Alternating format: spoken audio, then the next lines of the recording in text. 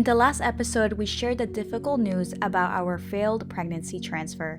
After taking some time to process, we made the decision to start the IVF process all over again and prepare my body for another egg retrieval. This was my second attempt at an egg retrieval ever, and honestly, I wasn't feeling nervous at this time since I knew exactly what to expect. With the expertise of Dr. Lamia, who managed to retrieve 23 eggs, out of those, 17 matured and 9 were successfully fertilized. They were then sent off for genetic testing.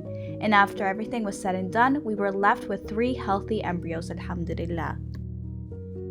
On June 13, we went back to Fakih IVF so we could get started with our second IVF transfer. This time we were really excited because we were transferring 2 embryos in hopes of increasing our chances of getting pregnant. And we decided to transfer 1 boy and 1 girl, and the transfer itself went so smoothly. Within an hour and a half, I was already out of the clinic. Alright, and we are leaving now. Yes. How's it feel? How's it feel? It feels great, but honestly, I'm missing Adam so much. I can't wait to hold him and kiss him. I know. So for the next few days, Dr. Lamia advised me to take it easy, to do minimal work, to eat healthy, to increase my protein intake, and this was the perfect excuse to slow down. My parents even came to visit us in Dubai, which was really nice. We had the best time together, and my mom made sure to cook me homemade meals and took great care of us while she was there. See them?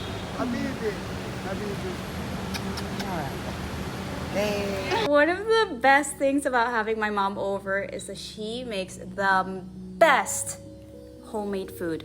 I haven't had homemade food in like so long, and I'm so happy to be eating her food. And during this time, I was going to the clinic daily to get my injections and do blood work in order to keep an eye on my hormone levels.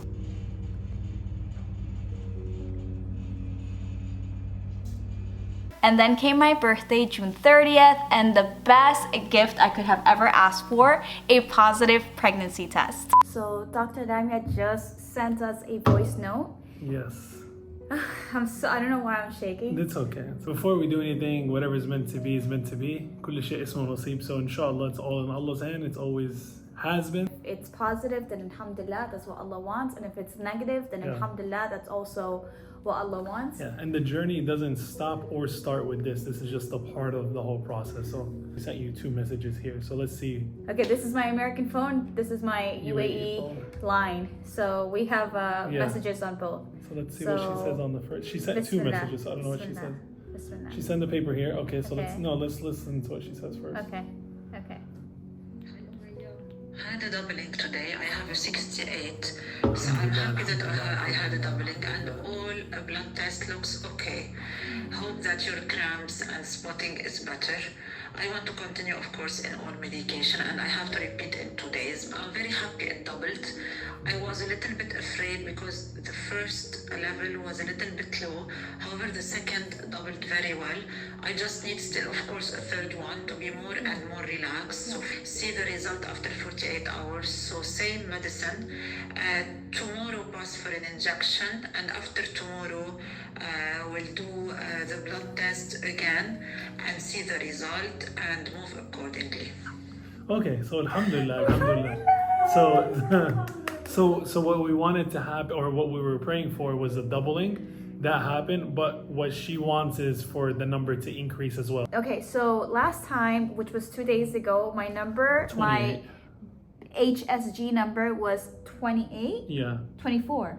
No, 28. 28, yeah. And now, 2 days later, my number is 68. Yeah. Alhamdulillah. But she wants a third blood test in 48 hours. So these blood tests are always showing, but alhamdulillah, this is a really good sign of a doubling. So inshallah, it was just blood work in 2 more days, inshallah. And then inshallah. So you got to keep continuing to relax and breathe. But alhamdulillah. Alhamdulillah. So now we're alhamdulillah. Inshallah. I'm so happy. And at this point, we had no idea if both embryos implanted. We were just so excited about the positive news. Yep. Still, we kept going to the clinic for Omaya's daily injections and occasional blood work, But at 5 weeks pregnant, we started to notice something unusual happening. Omaya's HCG levels were rising, but they're not doubling like the doctor wanted it to be. At this point, Dr. Lamia was concerned, and at 6.5 weeks, she ordered Omaya to go in for an ultrasound. Dr. Lamia was worried that this could be an ectopic pregnancy where the embryo implants outside of the uterus, which is a serious condition that can lead to life-threatening complications if not treated. Outside the uterus, anything like that. I don't think so, but I have to document intrauterine sac. If I see a sac today, at least a sac, I will come down. I will be fine, and then I'll see. Okay. If I don't see a sac, that doesn't mean that we have a catastrophe. You see, we have to see what this beta SCG is going. God forbid, I will give you a good scenario, a bad scenario. Okay. If it will increase again, meaning we need some time to see the sac. It's not the end of the year. If it start decreasing, meaning no, it's tried and it didn't. It didn't. If it continue to increase, we have to see at the end a sac, because God forbid, if we don't see a sac, we are afraid of ectopic. I'm giving you all the options. Yes. Okay. Let me do the scan. Let's do it. But thankfully, it wasn't an ectopic pregnancy. Alhamdulillah, Dr. Lamia was able to see the sac. It's fine. That is just observing inside if I'm able to see anything. You see it? And at this point, we learned that one embryo was able to implant successfully. We were just relieved and grateful that one of them was able to make it. A week later, we were scheduled for an ultrasound to hear the heartbeat, and alhamdulillah, we were able to hear it, but there was still a concern over the HCG levels. They were rising but not doubling. So last time we were not able to hear it. Today we are able to hear it well. Let me just show you a little bit, and then I want to take your example out. Yeah, it's regular. Then on July 25th, on the 8th week of my pregnancy, we went in for another ultrasound and we received some devastating news that our baby's heart had stopped beating. But the baby hasn't grown much in the past 10 days. So the baby size was 10 millimeter the last when doctor saw you, Okay. Dr. Lamia. Yeah. And today it is still measuring only 11 millimeters. 11 millimeters, and I'm trying to see if there's any heart pulsations. I'm not able to see that. No heartbeat?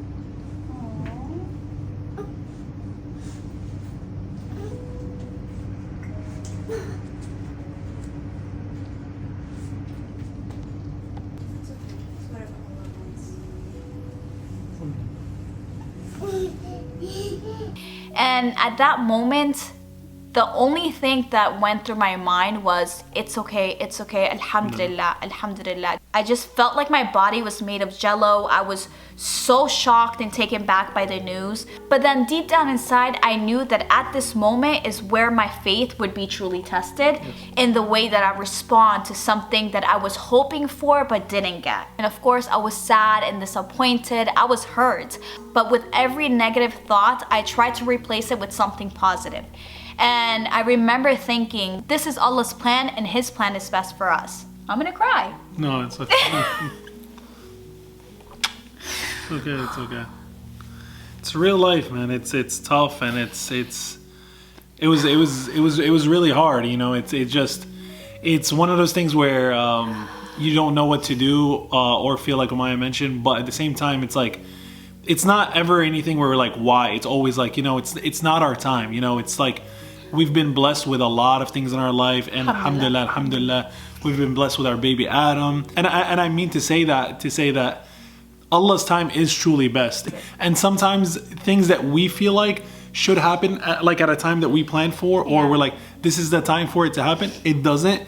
And then you go on the other hand when we're like, no, nothing's gonna happen now, it's when it happens. So that's just life for you. That's the beauty of what we believe in Islam, and it's just all we can do is say alhamdulillah, you know, for the outcome. Alhamdulillah that Omaya, it could have been complicated, you know. So alhamdulillah Omaya didn't have any complication. And you know, that's exactly what was going through my mind, was that if it didn't work out, it's because something Allah saw that we couldn't, right? That we can't see. So Allah knows more than us.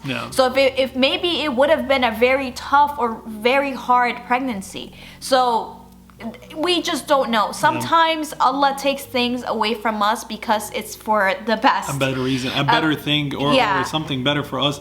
And alhamdulillah, because once we came back to the United States and we sat down and we were talking about this, we realized that truly we were trying to make something happen that it wouldn't have worked ideally for us in this time being. There's just a lot that was going on around us that maybe this wouldn't have been the best thing. So we just realized, you know what, everything happens for a reason. And I know sometimes we're just so invested with our emotions and our dreams of, you know, reaching a certain age and having a certain vision for your life. And although it's good to plan, right? It's good to plan in general, but just understand that your plans can be changed like this. And you should understand that if they are changed, it's for a better reason that we may not know, but Allah does. You just have to keep trying, keep your faith in Allah, and truly your faith and your patience do get tested, but just know that everything happens for a reason. Every timing happens for a reason, and you can never give up. You just have to keep trying. Then on July 29th, I experienced a natural miscarriage. At that moment, I was bleeding, but it was more like spotting in the beginning and mild cramping. So I went to the bathroom, and once I finished, I saw the sac. And it might sound strange, but I felt so grateful to have been able to see it. SubhanAllah, at that moment, I felt an unexpected sense of relief. I was just in awe of Allah's creation. I was able to see the spine beginning to form, and I saw 2 little dots, which is where the eyes would have been, the hands starting to form. It was just truly amazing to be able to see something so little that had the potential to have a life, to have a soul. I was just taken back by it. So at this point, our plans is just to take a break, let my body rest, and hopefully plan for another transfer next year, inshallah. But I just want to take this time to say thank you to all of those who have been so supportive and so loving with our IVF journey. We're truly grateful for the community we have been able to build on our platforms, which allows us to share our happiest and most vulnerable moments. We appreciate the comments and all the kind words you have sent along our way. I couldn't echo what Omaya said any better. Like, thank you guys for everything, for the kind words, for the messages, for the du'as. We really appreciate it. We by far have the best supporters out there, alhamdulillah. The main reason we are sharing these videos with you all is to let you know that you're not alone. And if you are in this situation, just increase your faith in Allah and know that His plan is best. Thank you guys so much for your support and your love, and we'll see you next time. Salam everyone.